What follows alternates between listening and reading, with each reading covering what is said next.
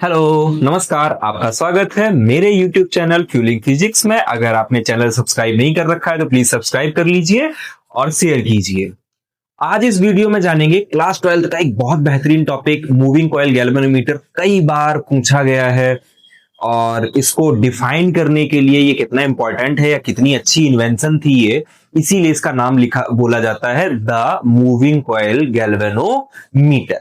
Actual में हुआ क्या कि जैसे वायर्स हैं, जैसे ऑरस्टेड एक्सपेरिमेंट क्या हुआ था कि वायर से करंट गया, करंट के बगल में एक कंपास था, कंपास में डिफ्लेक्शन आया जिससे ये पता चला कि यहां यार कुछ ना कुछ एक मैग्नेटिक फील्ड है या कोई चीज है।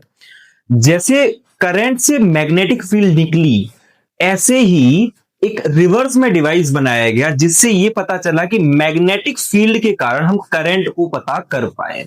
उसी डिवाइस का नाम कहा गया moving coil galvanometer. Highly sensitive होता है, लेबोरेटरी में रखे होते हैं। आगे चल के आप अगर ग्रेजुएशन वगैरह करोगे सब लोग तो उसमें आपको बीजी मिलेगा, एक बैलिस्टिक गैल्वेनोमीटर के नाम से चीज मिलेगी और हाईली सेंसिटिव होगा वो, कि बहुत माइन्यूट करंट को भी वो ऑब्जर्व कर लेगा।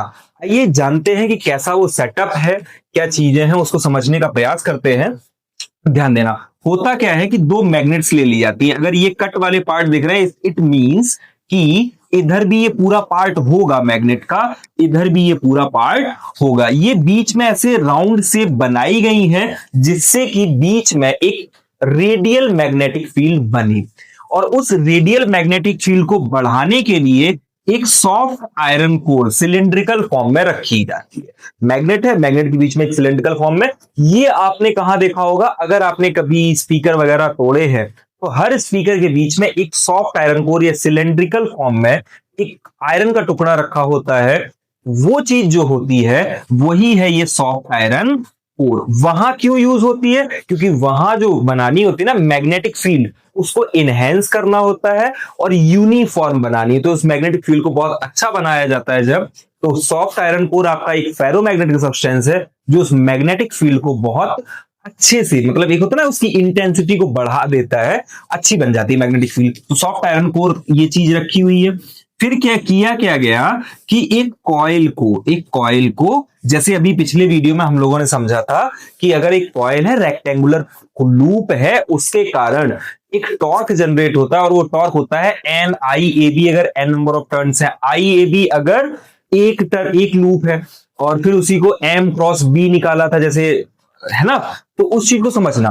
तो ऐसे एक कॉइल रखी गई, उसको क्या है कि एक बीच में कॉइल का एक टर्मिनल पकड़ के दूसरी जगह पाइवट कर लिया गया। इसको ऐसे समझो, बचपन में आपने सबने खिलौने वाली कार चलाई होगी, तो खिलौने वाली कार को जब चाबी भरते हैं ना, अगर कभी आपने उसको तोड़ के देखा है तो होता क्या है कि उसके अंदर एक कॉइल नुमा चीज होती है, लोहे की ही होती है।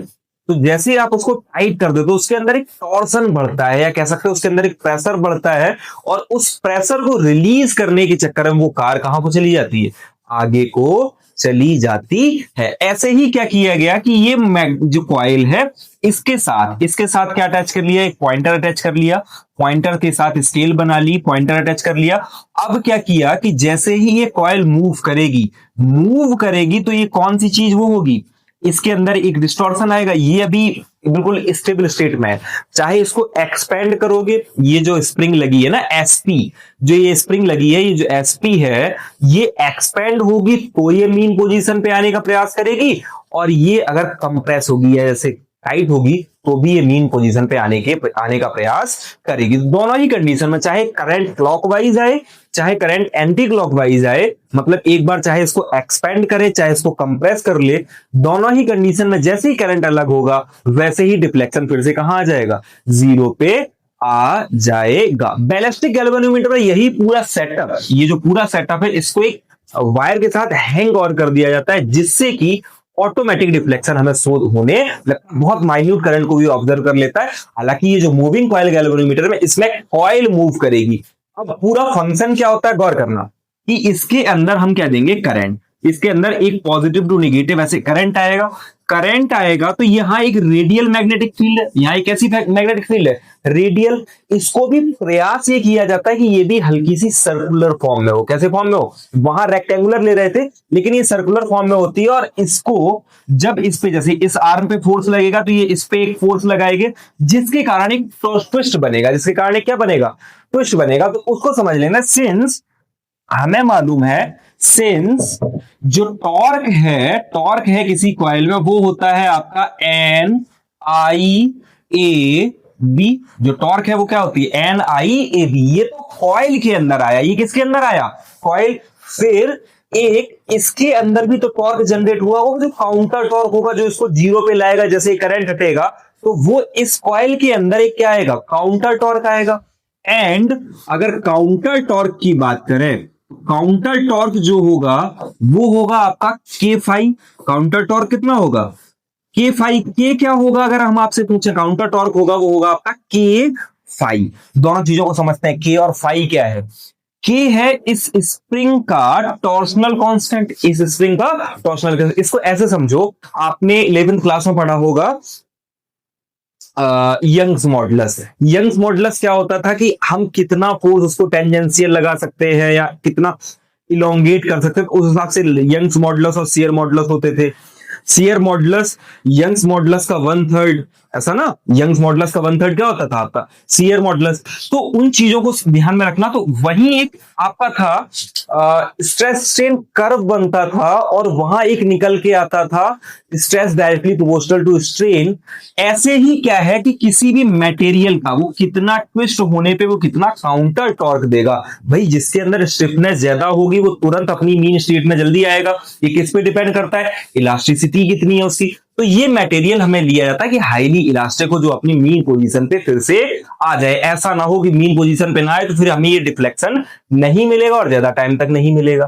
क्लियर हुआ? तो गौर करना। तो ये के है आपका टॉर्सनल कांस्टेंट, टॉर्सनल जो भी कांस्टेंट उस स्प्रिंग का, और फाई है पर यूनिट ट्विस्ट। या कह सकते हो कि ये कितना ट्विस्ट हुआ, ये एंगल कितना बदला, ये फाई है। ये आपका क्या है? एंगल जितना बदल जाएगा, जैसे यहां से यहां जितना डिफ्लेक्शन आया वो आपका फाई से डिनोट किया जाएगा। तो ये दोनों बराबर होंगे। ये भी टॉर्क के बराबर है, ये भी किसके बराबर है? टॉर्क के बराबर है। So k phi is equals to आ जाएगा, k phi is equals to आ जाएगा N I A B. K phi बराबर क्या आ जाएगा? N I A B. अगर हम इसी को एक चीज और समझना चाहो तो आप एन को हटा लो, एक टर्म के लिए ले लो। लेकिन अगर आपने एन ले भी रखा है तो कोई दिक्कत नहीं है। एन ले भी रखा है तो कोई दिक्कत नहीं है। अगर मैं आपसे कहूं कि यहां से फाई की वैल्यू बताओ, यहां से किसकी वैल्यू बताओ? फाई की वैल्यू बताओ, तो आप ऐसे लिख सकते हो क्या? इसको एन ए बी अपॉन के, एन ए बी अपॉन क्या? के, और साथ में इसके यहां आई लिख दूं, कोई दिक्कत? साथ में इसके क्या लिख दूं? आई। तो ये जो फाई है, ये इससे हमें पता चला जितना डिफ्लेक्शन आ गया उतना करंट होगा, या डिफ्लेक्शन ज्यादा है तो करंट ज्यादा है। ऐसी चीजें हमें मालूम है। डिफ्लेक्शन जब ज्यादा होगा तो करंट क्या होगा? ज्यादा होगा। ये चीज तो हमें मालूम है। अच्छा एक चीज और बताना, अगर हम इसी जगह, इतना तो आपको दिखाना होता है मूविंग कॉइल गैल्वेनोमीटर के लिए, प्लस जब क्वेश्चन आता है तो समझना उसमें क्या क्या लिखा जाता है, उस चीज को सुनना। तो जब मूविंग कॉइल गैल्वेनोमीटर क्वेश्चन आपके पास आएगा कि डिस्कस मूविंग कॉइल गैल्वेनोमीटर, तो सबसे पहला काम है आपको ये फिगर बनाना है। फिगर के बाद प्रिंसिपल डालना है, कंस्ट्रक्शन डालना है, फिर वर्किंग डालना है। वर्किंग में आपको समझाना है कि एक मैग्नेट है, मतलब मैग्नेट के बीच में सॉफ्ट आयरन कोर रखा, सॉफ्ट आयरन कोर के ऊपर कॉइल रखी, कॉइल को पाइवेट किया, कॉइल को क्या किया? पाइवेट किया एक स्प्रिंग के थ्रू, और फिर जैसे ही करंट दिया कॉइल में तो कॉइल में एक ट्विस्ट आएगा, और उस ट्विस्ट को हम लोग इस पॉइंटर के माध्यम से जान लेंगे वो के फाई के बराबर होगा, और जो टॉर्क जनरेट कॉइल में हुआ होगा एन आई ए बी होगा, और दोनों को बराबर करेंगे तो फाई इक्वल्स टू आ जाएगा आपका N A B upon k into क्या? आई। इतना आपको उसमें बताना पड़ेगा। क्लियर? अब अगर इसी में आगे अगर हम आपसे बात करें तो हमें दो टर्म और याद करने होते हैं। वो टर्म है आपका, एक होता है करंट सेंसिटिविटी, एक टर्म क्या होता है? Current sensitivity. और उसको समझते हैं। करंट सेंसिटिविटी होता क्या है? करंट सेंसिटिविटी होता है phi upon I. Current sensitivity क्या होता है? फाई अपॉन आई, कितना ट्विस्ट आया, या कह सकते हो डिफ्लेक्शन पर यूनिट करंट। इसी को क्या बोला जा सकता है, इसी को बोला जा सकता है deflection per unit current. Per unit current, एक यूनिट करंट है तो वो कितना डिफ्लेक्शन लेके आएगा, ये कहलाएगा आपका करंट सेंसिटिविटी। तो अगर इसी फॉर्मूले से इसको निकालें तो phi upon I equals to हो जाएगा N A B upon k. तो वो बनेगा आपका phi upon I is equals to N A B upon k. इस पे बेस्ड न्यूमेरिकल्स भी आ जाते हैं, तो आपको थोड़ा सा ध्यान रखना चाहिए कि फाई अपॉन आई किसके बराबर है, एन ए बी अपॉन के बराबर होती है। इस चीज को समझ में आया। अब अगर करंट सेंसिटिविटी आ गया, ऐसे ही एक सिमिलर टर्म और होता है आपका वोल्टेज सेंसिटिविटी। ऐसे सिमिलर टर्म क्या है आपका, वोल्टेज सेंसिटिविटी। अब करंट सेंसिटिविटी अगर पता चल गया तो और आपको ओम्स लॉ पता है, तो वोल्टेज सेंसिटिविटी क्या होगा, मतलब डिफ्लेक्शन पर यूनिट वोल्टेज। इसी को क्या बोला जाएगा, deflection per unit voltage. Deflection per unit voltage. अब अगर इसी का फॉर्मूला निकालना है तो मैंने क्या बताया अभी आपको कि ओम्स लॉ आना चाहिए। सिंस हमें मालूम है कि फाई अपॉन आई जो है वो बराबर है एन ए बी अपॉन के, और I is equals to, Ohm's law से अगर हम बात करें, वैसे तो V equals to I R होता है, तो R यहां नीचे आएगा, I इक्वल्स टू क्या हो जाएगा, V अपॉन R होगा। I इक्वल्स टू क्या होगा, V अपॉन R। तो अगर हम इधर V रखेंगे, इधर हम क्या रख दें, V रख दें, गौर करना, अगर हम इधर V रख दें तो R ऊपर जाएगा, R ऊपर जाएगा तो वो नीचे कहां आएगा, इधर आएगा। कुल मिला के फॉर्मूला बनेगा phi upon V is equals to N A B upon k, तो बना ही बना, साथ में बन गया 1 अपॉन R। ये हमें याद रखना चाहिए, किसका फॉर्मूला हो गया, वोल्टेज सेंसिटिविटी का। Phi upon V is equals to N A B upon k into 1 upon R। अब इनमें से एक फायदे वाली चीज और समझना कि अगर हम नंबर ऑफ टर्न्स बढ़ाएं, अगर हम नंबर ऑफ टर्न्स को n से कर दें 2n, n से कितना कर दें, नंबर ऑफ टर्न्स मान लेते हैं 2n कर दें, तो गौर करना इधर, जैसे करंट सेंसिटिविटी है, इसमें अगर हम नंबर ऑफ टर्न्स बढ़ाएंगे तो होगा क्या कि जो फाई अपॉन आई की वैल्यू है वो 2 टाइम्स हो जाती है। तो करंट सेंसिटिविटी के केस में क्या होता है, phi upon I becomes 2 phi upon I, मतलब करंट सेंसिटिविटी बढ़ जाएगी अगर हम नंबर ऑफ टर्न्स को बढ़ाएंगे। बट वोल्टेज सेंसिटिविटी के केस में क्या होगा, फाई अपॉन वी जब हम लोग लिखेंगे, फाई अपॉन वी जो लिखेंगे वो फाई अपॉन वी ही रहेगा। क्यों रहेगा, अगर ये पूछा जाए आपसे तो आपको बताना है कि ये जैसे बढ़ा होगा, n जब 2n हुआ होगा तो रेजिस्टेंस भी तो R से 2R हो गया होगा, रेजिस्टेंस भी क्या होगा, R से 2R हुआ होगा, वो कट गया होगा आपस में। तो वोल्टेज सेंसिटिविटी पे कोई इफेक्ट नहीं पड़ता अगर आप नंबर ऑफ टर्न्स को बढ़ा दो। गैल्वेनोमीटर पे कितने नंबर ऑफ टर्न्स बढ़ा दो, वोल्टेज सेंसिटिविटी पे कोई फर्क नहीं आता, बट करंट सेंसिटिविटी आपकी डबल हो जाती है। तो अगर अच्छा गैल्वेनोमीटर हमें चाहिए है तो हम क्या करेंगे, उसके नंबर ऑफ टर्न्स को क्या कर देंगे, इंक्रीज करेंगे, जिससे उसकी सेंसिटिविटी क्या हो जाएगी, इंक्रीज हो जाएगी। यहां तक बात समझ में आई।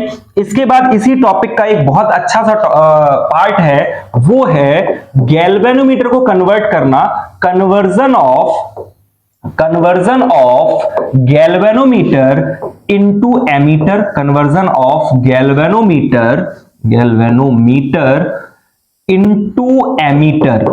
हम किस में कन्वर्ट करें उसको, एमीटर में कन्वर्ट करें। एमीटर का काम क्या होता है, एमीटर का काम होता है टू डिटेक्ट करंट, कि कितना करंट है इसको हमें डिटेक्ट करना आना चाहिए। दूसरा टॉपिक और एक पैरेलल इसी के लिख ले अगर हम, कि galvanometer to voltmeter, galvanometer to voltmeter अगर हमें कन्वर्ट करना है तो हम कैसे करेंगे। इन दोनों के कन्वर्जन कई बार आपसे पूछे गए हैं, उनको हमें बिल्कुल एक बार में समझ में आ जाना चाहिए। होपफुली मैं ऐसा प्रयास करूंगा कि आपको एक बार में समझ में आ जाए।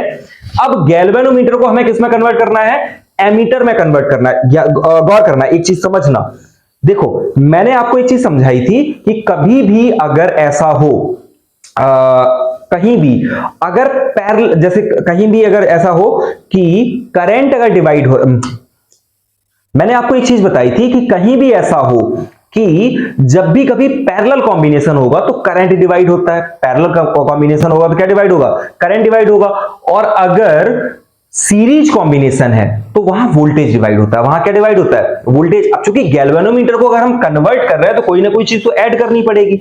ऐड क्या कर सकते हो आप, रेजिस्टेंस को ऐड क्या कर सकते हो आप, रेजिस्टेंस ऐड कर सकते हो। रेजिस्टेंस को सीरीज में ऐड करना है, पैरेलल में ऐड करना है, छोटा रेजिस्टेंस लगाना है या बड़ा रेजिस्टेंस लगाना है, चार पार्ट हैं, उनको एक बार में समझने का प्रयास करना। जैसे करंट है, एमीटर से क्या नापेंगे हम लोग, करंट नापेंगे, और हमें मालूम है कि in case of parallel combination current divides, तो जिसमें जो चीज डिवाइड होती है आपको उसी में वो चीज लेके आना है। और एक आइडियल एमीटर, अगर आपसे पूछा जाए कि आइडियल एमीटर होगा, तो आइडियल एमीटर का जो रेजिस्टेंस होता है, रेजिस्टेंस ऑफ आइडियल एमीटर अगर आपसे कोई पूछे तो आपको कहना चाहिए कि वो नेग्लिजिबल है, tends to zero. Resistance of ideal ammeter अगर कोई आपसे पूछे तो आपको बताना चाहिए कि ये कितना होता है, टेंड्स टू जीरो। ये जितना कम से कम मिनिमम होना चाहिए, इसको जितना कम रेजिस्टेंस उतना अच्छा वो एमीटर होगा।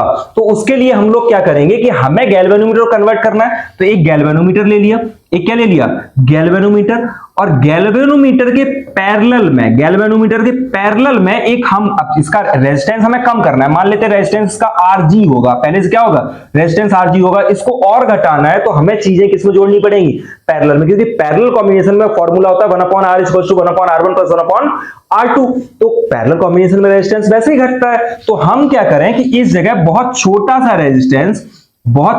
रेजिस्टेंस जोड़ दें, जिसको हम कहें RS, शंट रेजिस्टेंस। इसका नाम क्या होता है, शंट, SHUNT। शंट रेजिस्टेंस का मतलब वेरी शॉर्ट रेजिस्टेंस। क्या मतलब होता है उसका, वेरी शॉर्ट रेजिस्टेंस। जब हम जोड़ेंगे पैरेलल में तो होगा क्या, इसका कॉम्बिनेशन का रेजिस्टेंस होगा वो बहुत कम हो जाएगा, और ये जो सेटअप होगा ये आपका क्या कहलाएगा, एक एमीटर कहलाएगा। ये पूरा जो सेटअप है ये किसके बराबर होगा, एक एमीटर के बराबर होगा। ये पूरा सेटअप किसके बराबर होगा, एक एमीटर के। ये पूरा सेटअप जो होगा वो पूरा एक एमीटर के बराबर होगा। ये बात समझ में आई कि ये एक एमीटर है। गैल्वेनोमीटर के साथ पैरेलल में एक बहुत छोटा सा रेजिस्टेंस अगर डाल दिया आपने तो वो एक क्या होता है, वो एक क्या होता है, एमीटर होता है। प्लस इसी का रेजिस्टेंस वगैरह निकालना होगा तो Rg इसको मान लोगे आप, Rg इसको मान लोगे तो कई बार जो न्यूमेरिकल पूछे जाएंगे आपसे वो Rg दे देंगे, Rs दे देंगे, उसके बाद कहेंगे इस एमीटर का रेजिस्टेंस निकालो, इससे करंट कितना नापा जा सकता है इसको बताओ और इसकी वैल्यू को बढ़ाना है तो वही फिर फॉर्मूला करंट सेंसिटिविटी वाला, उससे ये चीजें निकल के आ जाती हैं। आगे जब न्यूमेरिकल्स वाले वीडियोस आएंगे तो उनमें हम लोग इनको डिस्कस करेंगे। एक बार थ्योरी पूरी कंप्लीट कर लेंगे, एक बार फिर न्यूमेरिकल पूरे कंप्लीट करेंगे, और उसके बाद आपके क्या होंगे, पेपर वगैरह पे भी डिस्कशन स्टार्ट होगा। अब अगर सिमिलरली मैं आपसे पूछूंगी वोल्ट मीटर को, गैल्वेनोमीटर को वोल्ट मीटर में कन्वर्ट करना है, गैल्वेनोमीटर को किस में कन्वर्ट करना है, वोल्ट मीटर में अगर कन्वर्ट करना है तो वोल्ट मीटर में कन्वर्ट करने के लिए क्या याद रखना है कि in case of series combination voltage divide, series combination voltage divide होता है। और एक ideal for an ideal volt meter वो है जिसका रेजिस्टेंस क्या होना चाहिए, इनफाइनाइट हो। उसका रेजिस्टेंस क्या होगा, इनफाइनाइट हो। उसका रेजिस्टेंस क्या हो आपका, इनफाइनाइट हो। अब अगर उसका इनफाइनाइट रेजिस्टेंस बनाना तो हमें क्या करना पड़ेगा, एक बहुत large resistance, very large resistance को क्या करें हम लोग, सीरीज में उसके जोड़ दें। सीरीज में जोड़ देंगे तो चीजें ऑटोमेटिक आसान हो जाएंगी, क्योंकि गैल्वेनोमीटर है, गैल्वेनोमीटर का ऑटोमेटिक रेजिस्टेंस है कोई, इसके साथ क्या करें, एक बहुत बड़ा रेजिस्टेंस आप कर दो, इसके साथ अटैच कर दो वेरी बिग रेजिस्टेंस। इसको क्या कहेंगे, वेरी बिग रेजिस्टेंस इसके साथ जोड़ दिया जाए। वेरी बिग रेजिस्टेंस इसके साथ जोड़ दोगे आप तो होगा क्या कि इसका, इन दोनों का कॉम्बिनेशन जो होगा उनका बहुत ज्यादा रेजिस्टेंस हो जाएगा और ये एक वोल्ट मीटर की तरह बिहेव करेगा। इतनी सी बातें हमें इस टॉपिक में याद रखनी चाहिए। तो मूविंग कॉइल गैल्वेनोमीटर में बेसिकली आपसे क्या क्या क्वेश्चंस हो सकते हैं उनको याद रखना कि डिस्कस मूविंग कॉइल गैल्वेनोमीटर, पूरा आपको डिस्कस करना है। उसमें एक कन्वर्जन के बारे में नहीं बताया जाता अनलेस कि आपसे पूछा ना जाए। अगर वो कहा है कि कन्वर्जन भी बताना, नहीं तो छोटे छोटे क्वेश्चंस इसके पार्ट क्या है, करंट सेंसिटिविटी आपसे हो सकता है पूछा जाए, वोल्टेज सेंसिटिविटी आपसे पूछा जाए, या conversion of galvanometer to into ammeter पूछा जाए, या conversion of galvanometer into voltmeter पूछा जाए। ये क्वेश्चंस है, बहुत ही इंपॉर्टेंट टॉपिक है। अगर ना समझ में आए तो एक बार फिर से पूरा रिपीट करके वीडियो देखना, एक बार में क्लियर हो जाएगा आपको। और नहीं समझ में आया तो आप कमेंट करना, मैं आपको कोशिश करूंगा किसी और वे में समझाने का। तब तक पढ़ते रहिए, जो ना समझ में आए वहां पूछिए, और चैनल को शेयर कीजिए, सब्सक्राइब कीजिए। Thank you.